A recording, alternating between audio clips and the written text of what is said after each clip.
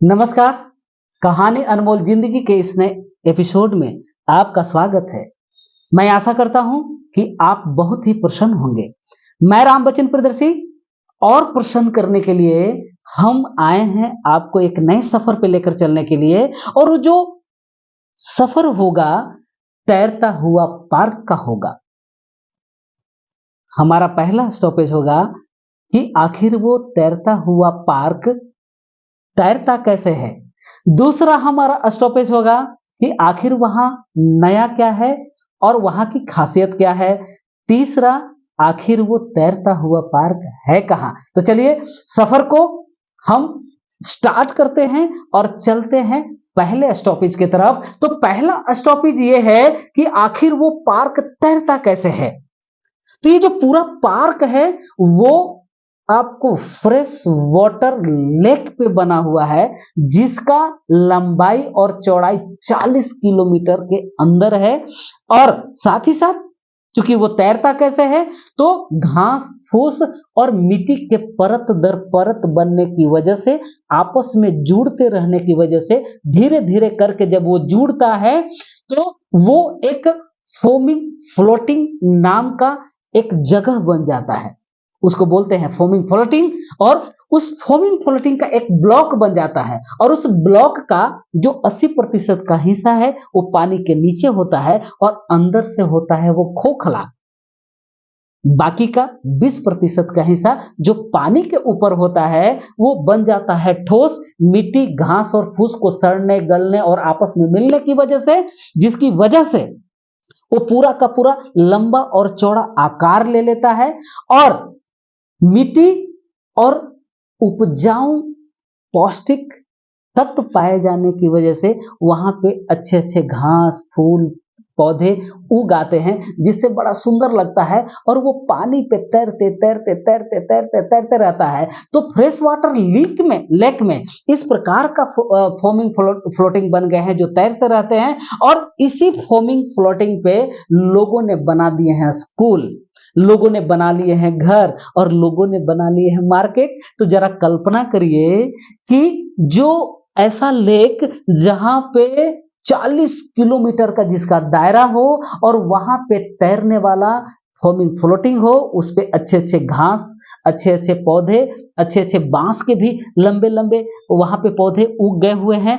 और साथ ही साथ उसी पे स्कूल बनाया हुआ है, लोग अपने घर बना लिए हैं, बांस से घर बनाए हुए हैं, बांस की जो लकड़ी होती है उससे घर बनाए हुए हैं। और देखने में बड़ा खूबसूरत होता है और वो पानी पे तैरते तैरते रहता है।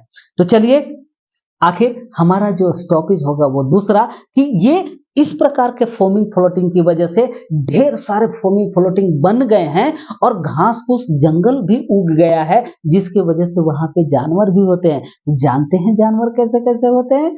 तो जो वहां पे जानवर होते हैं, आपको भौंकने वाला हरिन, दूसरा जानवर डांसिंग हरिन, और तीसरा जानवर जो पाइथन है अजगर, इंडियन पाइथन अजगर भी पाए जाते हैं, अलग अलग अलग प्रकार के, जो और कहीं पे वहां पाए नहीं जाते हैं। जब आप अपने आंखों से डांसिंग करते हुए हरिन को देखेंगे तो कैसा लगेगा, जब आप अपनी आंखों से भौंकने वाला हरिन को देखेंगे तो कैसा लगेगा।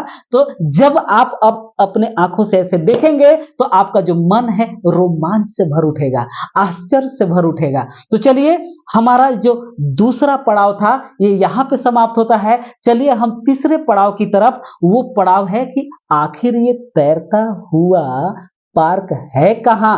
तो ये मणिपुर राज्य में है। और मणिपुर राज्य में ये जो है, इसका जो नाम है वो नाम है केबुल लामजाओ पार्क, केबुल लामजाओ पार्क। और जब आप मणिपुर से जब आगे की तरफ बढ़ते हैं तो ये 29 किलोमीटर दूर विष्णुपुर गांव की तरफ जब बढ़ते हैं तो ये जगह आपको मिलता है। 1977 में इसे नेशनल पार्क घोषित किया गया है और 40 स्क्वायर किलोमीटर में यह बसा हुआ है। जब आप वहां जाएंगे तो वहां की हरियाली और तैरते हुए जगह गांव एक जगह से तैर कर दूसरी जगह चला जाता है, उस गांव का कोई एड्रेस स्थिर नहीं है। लोगों ने वहां स्कूल बना दिए हैं, लोगों ने अपने अपने मार्केट बसा दिए हैं, और जब ये नजारा आप अपनी आंखों से देखेंगे तो कल्पना करिए कैसा लगेगा। तो श्रीमान, पूजा, दीपावली, दशहरा यानी त्योहार लगातार आ रहे हैं, तो कर लीजिए बैग को पैक और निकल चलिए सफर पे। तो आज का जो सफर हम यहीं पे समाप्त करते हैं। जय हिंद, जय भारत। आपको अगर ये सफर अच्छा लगा हो तो लाइक करना ना भूलें, कमेंट करना ना भूलें, और सब्सक्राइब करना तो बिल्कुल ना भूलें। और दूसरी बात, एक आग्रह ये है कि आप अपने दोस्तों को, आप अपने परिवारों को शेयर करना ना भूलें। क्यों? क्योंकि इसी तरह से अगर आपका प्यार मिलता रहा तो मैं आपको लेकर चलूंगा नए नए सफर पे, मैं आपको लेकर चलूंगा नई नई कहानियों की तरफ, मैं आपको लेकर चलूंगा नए नए प्रेरित कहानियों की तरफ। बहुत बहुत धन्यवाद।